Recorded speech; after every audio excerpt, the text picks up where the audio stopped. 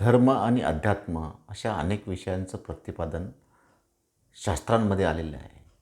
मग ही शास्त्र आहेत काय? तर जे शासन करतं ते शास्त्र.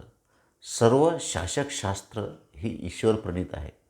अगदी शूद्र शास्त्रालाही हाच नियम लागू आहे. मग या शास्त्राचं वाचन कशासाठी करायचं? तर वाचणाऱ्याच्या बुद्धीचं शुद्धीकरण करणे हे शास्त्राचं प्रयोजन आहे.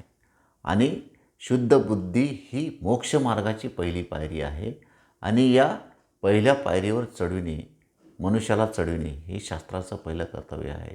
आणि म्हणून श्री दत्तगुरू म्हणतात, शास्त्र बुद्धी शुद्धी करी, युक्तीने भ्रम निवारी.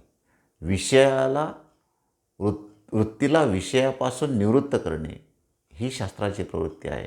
आणि म्हणून धर्म अर्थ काम आणि मोक्ष यांची इच्छा धरणाऱ्यांनी आयुर्वेदासहित सगळ्या शास्त्रांचा आदर केला पाहिजे, शास्त्रवचनांचा आदर केला पाहिजे, शास्त्राप्रमाणे जीवनक्रम आचरण्याचा प्रयत्न केला पाहिजे.